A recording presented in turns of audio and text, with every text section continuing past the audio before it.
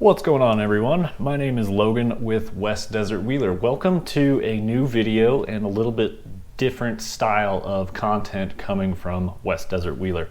So first off, you might notice I posted this on a Saturday. I don't normally post content on the weekends, but for this style of content, I think it's just kind of fitting. Maybe you're waking up in the morning, grabbing some coffee, Saturday or Sunday, it's all good, day off, just relax, hang out in your workshop, and work on your trucks possibly while you listen to me blabber on about mine. So that's the main focus of this video, and I'm going to try and do a series of this where I will post continual updates, hoping every few weeks or so we'll be able to sneak one in. And yeah, we're just going to talk about the things I've been working on my trucks, and it opens up the opportunities to talk more about individual products, show how they worked or didn't work, even talk about the trucks themselves, like if I were to sell one, which a lot of you may or may not even know that I've actually sold my TRX4, I've sold my Vanquish Phoenix, I've sold quite a few trucks, and I cycle through them continuously so that I can bring you guys new trucks and new content. So let's jump right into it. So I've actually got a list here of all the different things that I've been working on my truck in 1 week. So starting off with Monday, I worked on the G-Speed here. So this is the G-Speed V3 chassis, carbon. It's on AR45 axles. We can pop the body off. This is a Proline cliffhanger body, and mine is all cracked up, and this body is not that old. Not real happy about that. I like the paint job a lot, how it turned out. Got a gatekeeper interior, just double side stick taped in there. But yeah, that's the body. Worked on a couple of fun things on this truck on Monday. So number one thing is actually a rock light. So right up under here, behind my motor and right above the driveline here, got this little 2-inch light bar, and it just emits a lot of good light forward and low on the back side of this front axle. So if I'm out there wheeling at night, I get a solid beam of light to come right out in front of the front tires. And driving it around my room in the dark, I'm kind of digging it. I think it'll do well once I'm out there in a crack or something. It'll light up the whole crack as I'm driving through, because I really need lighting on my tires. That's really where you want lighting at night, especially under your truck with like a headlamp. Your truck casts a shadow underneath it.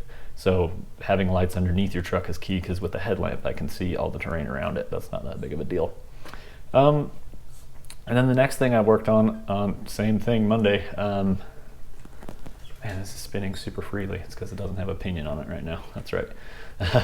I epoxied a fairlead onto this custom-made bumper. The bumper was made by my buddy Cameron over at Desert RC. You can check him out on Instagram. But he brazed this up for me. Nice little tight winch fairlead in here. And he originally built in a fairlead, but I grabbed a Reefs RC fairlead, and it just makes it a little bit prettier, makes it look a little more official, and really liking that. It's also a smoother corner for the cable itself. So I'm liking the fairlead on there. And the epoxy I used was slow cure 30-minute epoxy. It's a two-part, so this is the hardener, but I mean, I just clamped the bumper in the vise.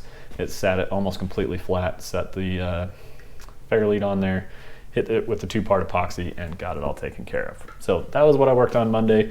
That would be the G-Speed and a couple upgrades there. Like I mentioned, I don't have a pinion in this right now because I was scrambling to figure out a pinion the other day for a different element transmission. This one, which has a tiny little spur gear, it turns out. It was a whole mess. Basically, I didn't have the right pinion, and even the one I took out of the truck was incorrect. So I think that pretty much wraps it up on the G-Speed. Tuesday, what were we working on? Let me grab it. The old Tiger King Capra, no surprise. The first thing I was working on this week is I had got a new servo for it. So I installed a new servo, and I went out that night and I destroyed it in one run in about 300 yards. It was a Savix 1211 servo. I mistakenly bought a 1211. I wanted the 1212. I actually got that warranted. They did find that there was a defect with it, but good on Savix for getting that warranted for me. Thank you very much. So the 1212 is a solid servo. I'm really happy with the one that's in here now. I've gone out on a couple runs and it's doing pretty good. The other things I worked on the Capra, I got new portal cover weights on the inside of here, And you may have already heard me mention that in my Capra breakdown. That's because I'm a little backlogged on from when I worked on it to when I made this video, but that's all right. Got portal covers on there. And what else did I do? Stub shaft. I had bent a stub shaft because with the metal axles, when this thing takes a hard fall, it starts bending and breaking other parts. I've broken 2 or 3 rod ends now. I've broken a servo mount. I've bent 2 stub shafts, so I got the Vanquish in there now. Hopefully that beefs it up, but it's just like, you make everything stronger and it will break the next thing in line. So it's not horrible to have rod ends break. That's probably my preferred way to go, as long as they're not on the skid plate side, because that's a total pain. And I did have one break on the skid plate side, which isn't fun, but that's another story indeed. Let's see. Actually, I was not done with the G-Speed. So that wraps it up for the Capra for Tuesday. Set it back up in its home. And I definitely want to highlight this one because it's pretty cool. So on the inside of these shocks here, man, it's hard to see. They're tucked away in there nice and tight. Let's see if I can pinch that thing. You can see this guy that I'm grabbing on and moving around. That is an elastic band, and that is from D's company. So Dustin, he's a local guy out here in Utah. And these are elastic bands to help pull the suspension back closer together. More of a droop setup, but it still allows for articulation. It's not a limiting strap. And with this length of shock on my G-Speed, I was noticing the front end unloading pretty bad. And with these shock bands, it still allows it to completely unload on your suspension. But when it's on a steep climb, it holds the nose down on the truck. So a little bit better there. And I'm really liking these D's bands. I've had them on 3 different trucks now, so those are doing really good. I recommend them. Wednesday, I have written down, I was working on my secret project. I am making a completely original Capra product. Now, I cannot get into any further details at this point. It's just not close enough. I'm not ready to, but I actually did get a prototype, went out and wheeled it. The thing's doing awesome. It's doing way better than I thought I was going to, but it needs a few little tweaks to make the design just work a little bit better. So we'll get back to that later. That's all I'm going to say about that, but look forward to it because it's pretty cool. It's kind of niche, but I think the people who will want it will really enjoy it. Wednesday, I also worked on the Pirate wagon. This thing's gonna fall apart as I move it. Yeah, I got a sweet little chassis stand right there from Axial. Pretty retro, pretty rad, back in the old green days. I found out the other day, I don't know if we can see this in the shot. Not really, but the chassis rail on this guy is quite bent. It's supposed to be straight. Can we tell how straight that is? Pretty good. That one might even be bent itself. And then this guy, it basically looks like this in real life. So I bent the hell out of the chassis rail, and I don't know when I did it. I just had the body off the other day, and I was looking at where the servo was centered in the chassis, and there was like a huge gap to this frame rail. So I bent another frame rail on my SCX 10.2, which is funny because when I purchased it, that truck had a bent chassis rail, and I replaced them. And this is the 3rd set of chassis rails on this SCX 10.2 project now. So I wheel the hell out of this thing. It takes some abuse, but it's a good old truck, so can't really complain. Thursday on my list, I built shocks. Here's one of them that I built. Might be hard to tell again. This one is all bent to hell. So one of the brand new shocks on the first run with the Capra, that's what these are for.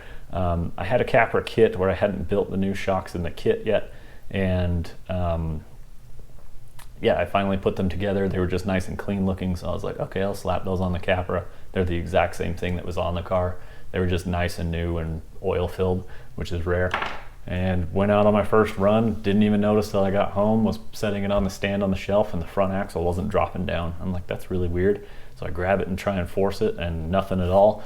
Look at the shock shaft, and there's just all sorts of bent. So that lasted a whole trail run. So I took one of the original shocks and reinstalled it back onto the car. That's something that happens all the time. Whenever I mess with something, it seems like I end up working on that thing 2 or 3 times within a 2-day window. It goes on all the time. But yeah, that was Thursday night, built some shocks. I also had family in town, so I actually wasn't working on things as much as I normally do. So yeah, man, when you wheel this stuff like I do, and I run it really hard, I'm always working on this stuff. So you guys will have to let me know what you think of this series, working on the different trucks, talking about the different parts and products. I had a lot on this list, so I might have rushed through just a little bit of it. I also don't want to drag on and take up your whole Saturday or Sunday. But one last thing, the Capra. I worked more on the frame swap on Saturday list, which I finally got this done today, which is like a week later because I just barely got my SCX 10.2 rails.